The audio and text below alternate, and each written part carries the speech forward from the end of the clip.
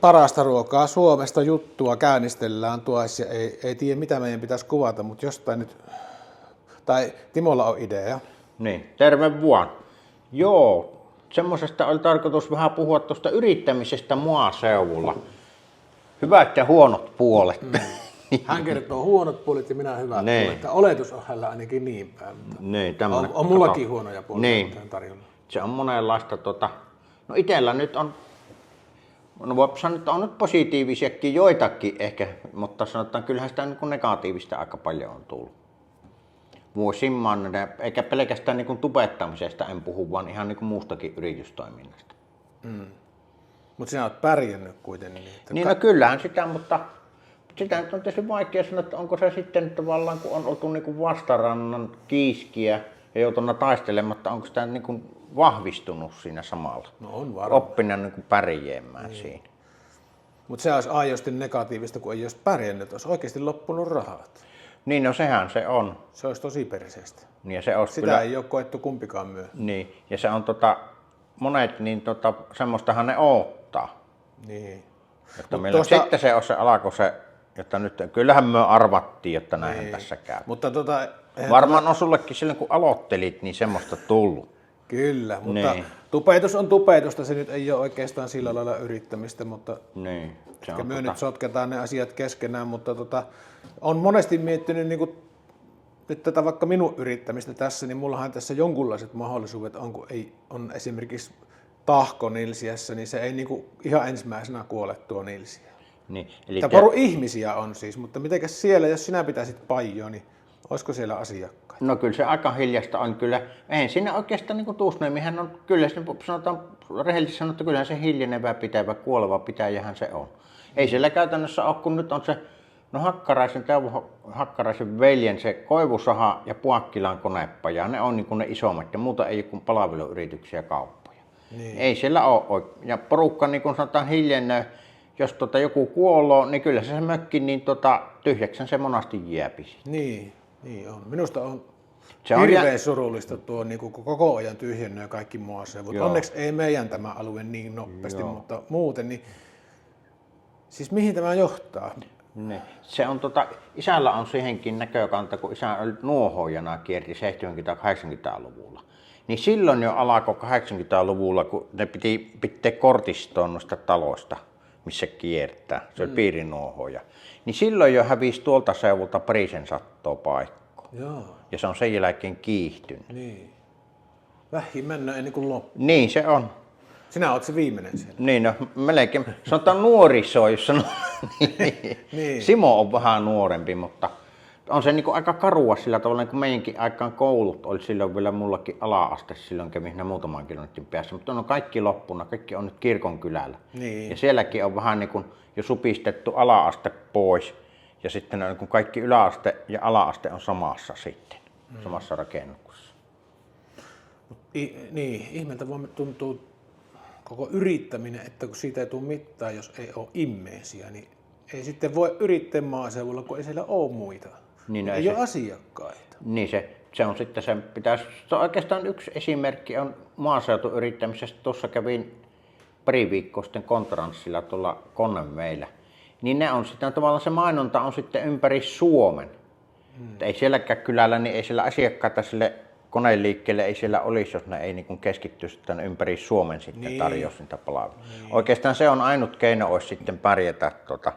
Niin kohdana kun sullekinhan tuopi sitten asiakkaita tuo tubetus. Niinhän se tuo. Että varmaan tässä sinäkään nyt kovin leveällä olisi, jos vaan pelkästään tässä nilsiässä. En, mutta kyllä aina töitä on ollut sille, että on tämä jo melkein 30 vuotta tätä hommaa. Joo. Niin, no, sulla on hyvät vehkeet ja sitten tärkein tietysti henki löytyy sinun, koska sulla on vahva ossoaminen. Minä en osaa mitään. Niin, minä olen onnellinen siitä ja olen onnellisessa asemassa, että olen tähän päässyt ja olen pärjännyt ja tie on ollut erittäin kivinen, mutta sitä kun ei niin kuin paremmasta ole tiennyt, niin sitä on tyytynyt siihen mitä on ja jatkanut vaan eteenpäin ja se on kannattanut, nyt ollaan tässä. Mutta jos niinku aikaisemmin olisi tiennyt, miten kivinen se tie on ja kauanko männöä, että rupeaa oikeasti pärjäämään, niin olisi lopettanut ajat sitten. Niin, se, mutta niitä on hyvä, kun ei tiedä etukäteen. Niin. Se on vähän niin kuin talo tehtiin, niin että onpas mukava ruveta taloa tekemään. Niin. Ne tuntui jossain vaiheessa, että olikohan ihan pakko. Hyvä ruveta idea tähän. tämäkään. Niin. Että Niin se on. muuttui työksi nimittäin. Joo. Tuossa on niin kun, en tiedä, oletko sinä seurannut Mikkosen Lauria tuosta Oo. Siinä on kyllä vähän liikkoo kyllä sanotaan yhdelle miehelle. Siinä on aika tavallaan semmoinen toisenlainen esimerkki, miten voi niin kun, sanotaan yrittäjästä itsestään riippumatta voi ruveta asiat menemään sillä tavalla. Niin on. Joo, siinä on ollut aika kova vauhti. Niin.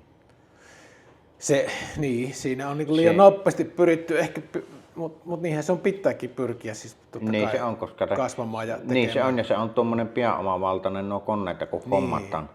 Mutta se just eilen katon, tätä kirjoittaessa on siis tuo 22. päivä. Lauantai ja pikkujoulut. Niin, tulossa on. Tässä. Niin, Kinkku on niin yritetään tässä vielä, kun ollaan jonkunlaisessa järissä, niin jotta puhua. Sillä on sanotaan ihan suoranaisesti, niin en tiedä, onko sinä törmännyt, koska niin törkeätä, melkein niin huijoamista sanotaan jossain niin joku leasing-kauppa tai semmoinen. Ja konekaupat nuo. En kyllä, ne on ihan vieras juttu mulle. Aika karua oli, mitä eilen katoin. Ei se niin kuin ihme, jotta kaikki tulloo vielä, että on se niin kuin, siinä on semmoinen esimerkki sanotaan, jolla jos niin kuin tosi huonosti rupeaa yritys, ja siinäkin ihan alussa on se homma, niin mitenkä voi käydä. Ja ne on just niitä karikoita. Kaveri on kertonut, joka ajaa niitä koneita jonnekin ja hakkoo myös poikki, niin just niitä, että kun on rahoituksella otettu kone ja sitten on mennyt vituiksi ja sitten se haetaan pois, niin kuulemma on se hyvityshinta siitä aivan mitätön sitten. Niin. Ja sitten ne Jäpi velekoo vielä ihan rutkasti. Niin, ne sopii maksaa, niin sitten se leasingyhtiö maksaa sen, antaa toiselle sen koneen ja taas maksattavat sen. Niin on, niin. Sopii konneesta hyvät Niin, jos on myyä monen kertaan. niin. Joo, mullahan se on ollut tämmöistä koko ajan semmoista helvetin varman päälle yrittämistä. Tosi tietoisia riskiä on ollut ja niinku, vaikka tuon emähallin, minkä tein 15 vuotta sitten, niin en olettanutkaan, että sitä välttämättä niin kuin maksetaan niin kuin niillä pajatöillä, vaan tavallaan sillä, että se tehdään omalle maalle ja omana työnä ja niin halavalla, että sen saa maksettua millä tahansa perhänä. Niin, vaikka miten rupesi menemään, niin sen sopi maksettua. Niin, että sitten tehdään siinä mitä tehdään, mutta sehän kävi kyllä niin kuin paremmin kuin mitä suunniteltiin. Joo. Että siinähän rupesi pystymään tekemään töitä paljon enemmän kuin ennen. Joo. Ja ympäri vuoden sehän sinne muutti asiaa. Niin. Pitää nyt itsellä tuo yrittäjän taival, oikeastaan nyt toiminimenä, niin hän tässä monta vuotta on, mutta jossain vaiheessa kyllä kuvittelin, että en piru kyllä rupea Työläkylällä ainakaan yrittäjäksi. Joo.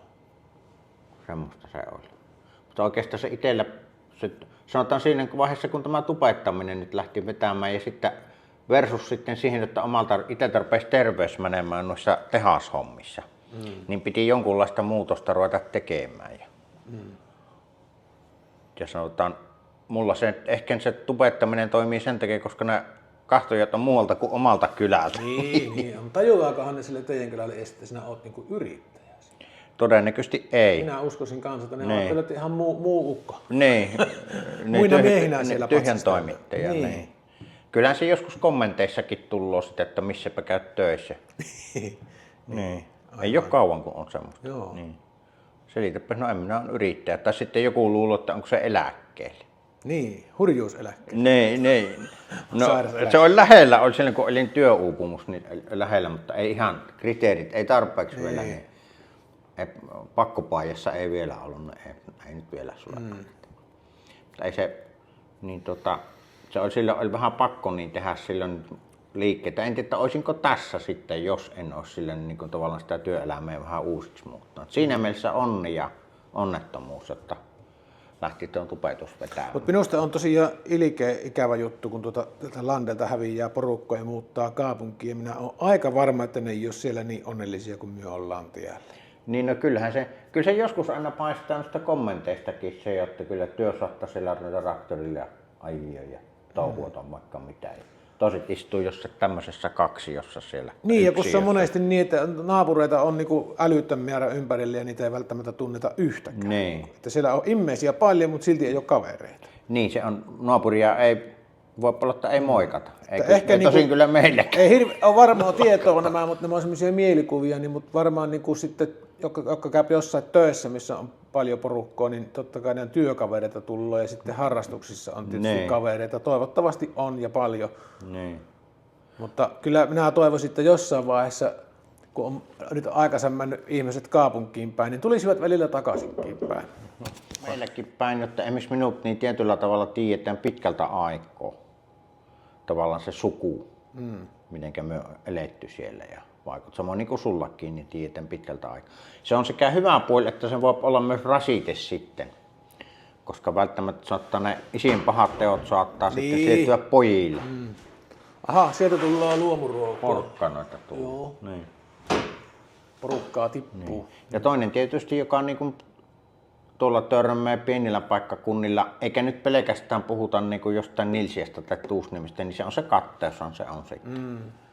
Jos sillä joku jotta yrittää, etenkin jos se on vähän erikoisempaa, ensin nauretaan sille, jotta yritetään kapuloita rattaisiin, sitten jos se menestyy, niin sitten niitä kapuloita sitten vasta ruppeakin tulemaan rattaisiin. Ja oikeastaan tämmöisestä pitäisi, niin kuin sanotaan pienillä paikkakunnilla kyllä päästä eroon, jos meinaat, että teillä joku vielä joskus asuu. Niin. Koska ei teillä kukaan, niin kuin, jos teillä ei työpaikkoja ottaa töitä, niin kukapa teillä pystyy Niin myöskin elämään. on jo unohdettu ihan sujuvasti se tuo maatalousyrittäminen, eli oletetaanko me jo ihan, että niitä ei ole kohta ollenkaan. Niin, no kyllä näin viimeinen maitotila, onko se 3 vuotta sitten lopetti meiltä. Ei siinä ole jotta emolehmiä, Niin. taitaa olla yksilö. Tällä kylällä onko teillä 3 maitotilloa? Niin on, 3 on. Tällä kylällä ennen aikaa oli joka mökissä. Joo, no meiltä Eli lähti joku 99 lähti viimeinen lehmä meiltä. Joo, meillä 94. Joo, ihan oikea aika oli lopettaa. Mutta kyllähän se on, jos se häviää kokonaan tuo maanviljely, niin sitten ei jää kyllä paljon mitään tänne. Mutta sehän se onkin oikeastaan niin kuin maaseutua tyhjentänyt just tämä maatalouden rakennemuutos, että ne on nuo tilat on hävinnyt. Niin se on. Ja niin. Sitten ei ole perheitä, sitten ei ole lapsia, sitten ei ole kouluja, kohta ei ole kaappoja. Niin, se on semmoinen ketjureaktio. Niin se on, ja ei sille kyllä maha mitään. Joo. Se on kyllä se oikeastaan se alakonna tuolla Kainuustahan se alkoi tämä maaseudun tyhjeneminen. No niin. Siinä on niitä. Joo. Tää on hyvä. Ne on just oikeet. Saadaan sitä kotimaista lohta savustoon. Joo. No niin, kiitoksia. Kylläpä nyt passaa. No niin. Joo. Tuoppi täytyy tässä välillä, mutta mihinkäs tultiinko me johonkin tulokseen? Niin, onko yrittäminen maaseudulla, ehkä se on haasteellisempaa just sen asiakkaiden osalta kuin jossain kaupungissa. Niin. Toki täällä nyt ehkä sanotaan paremmin päässä esille joku yritys, jossa kaupungissa nämä hukut ehkä siihen massaan. Niin. Mutta sama juttuhan se on yksilöillekin ihmisillä. Minua käy melkein sieliksi jotain suurkaupungissa asuvaa jätkeä, joka käy ehkä töissä jossain, kun sehän ei ole niinku mitään siellä. Niin, no se on vain yksi muurahainen siellä. Niin on. Että tuntuu, että täällä on paljon vähemmällä paljon enemmän. Niin näkyy se niin kaikki tunnetaan, joka on sekin, siinä on sekä positiivista että myös negatiivista. Välillä tuntuu, että tietävät toisen asiat paremmin kuin henkilö itse. Mutta toisaalta sitten niin ennen kuin autokorjaamoon ja siinähän oli erittäin tärkeää, että olisi paljon asiakkaita, kun on paljon pieniä hommia. Ja jossain kun kävi niin lomalla ja Helsingissä vaikka, niin siellä sitä aatoja immestä niin saatanasti, niin tuntuu, että täällähän se pitäisi sitä korjaamoa perään, että kyllä on immeisiä ja autoja. Niin, mutta siellä on sitten se kilpailu kova. Niin on tietysti. Mutta semmoinen aina tuli mieleen ja sitten täällä taas ihan hölmöntä mahdollista hommaa pitää ottaa korjaamaan, kun sitten osia pitää ajo Kuopiosta, niin päivä männöö siellä ajellessa. Niin ja tosiaankin sitten on se asiakkaat sitten, että mistä niitä sitten niin. Ja sitten yksi mikä täällä päin on, niin niitä, ei ole ehkä nyt ennen, mutta silloin 20 vuotta sitten, niin niitä pimeitä autokorjaamoita oli joka kylällä vähintään 2. Joo, ja ne periaatteessa hinnoitteli se homma. Niin, no se on. Ne tekee niin halvalla, sen ei semmoinen, joka maksaa kaikki maksut yrittäjä, niin ei pärjää mitenkään. Niin on, ja sitten vielä alvi päälle siihen, niin eihän sitä kenenkään kannata maksaa yksityishenkilöistä alvia, ja se naapuri tekee pimmenä. Niin, toinen tekee perillä kympillä, toinen ottaa sen 90 mielellään. Niin. Että minä oikeastaan niin kuin, varmaan eniten on pimmetä hommaa niin tuolla autokorjaamoissa. Niin on varmaan edelleenkin on semmoista. Sitten just se, että kun yksityishenkilöitä on, niin ne asiakkaat. Niin, ne ei ne sitä lipullat mitään tiedä. Niin, eikä ne mielellään sitä alviakaan Niin. maksa. Ja itsehän minä, kun siirryn siitä aatokorjaamosta pois tähän metallipuolelle, niin oli ajatus alun perin niin jo se, että olisi kaikki asiakkaat yrittäjiä. Niin, että voipa se Alvon niin ihan rehellisesti pärjää. Niin, ja sitten siis ei tosiaankaan kukaan mulle sano, että ei tarvi kuittia tästä, että pimmenä. Ei kukaan ehdota semmoista. Niin. Ja se on minusta hyvä juttu. Ja sitten, Niin, koska sitten se, niinku, se auttaa tähän laajentamishankkeeseen, tai niinku, tähän nyt ei, mutta niinku alun perin tuo isohallin tekkoon, niin että kun on paperilla jotain, niinku, että olet oikeasti tehnyt jotain. Niin. Jos sä oot pimmenä tehnyt, niin mitäpä sinä esittelet sille ely-keskukselle, että täällä on rahoja, täällä on rahoja. Sitten pitäisi vielä joku semmoinen laajentumissuunnitelma tehdä niin 5 vuodelle, että no kyllähän se sekin mummo maksoi pimmenä. Ja niin, ei se oikein ely-keskus pistää tässä pitää näkyvää olla kuittia ja niin. Niin, se on, että tämmöistä on tehty ja Nyt tulla joku tuosta. mielellään se liikevaihto, että se olisi pikkusen niin noususuhtainen. Niin on. Nyt sitä tullaan sitä porukkaa lisää. Me ruvetaan jatkamaan pikkujouluja tässä, niin Päin. lopetetaan tähän tämä. Joo, tällä kertaa. No niin. Näkee. Hei.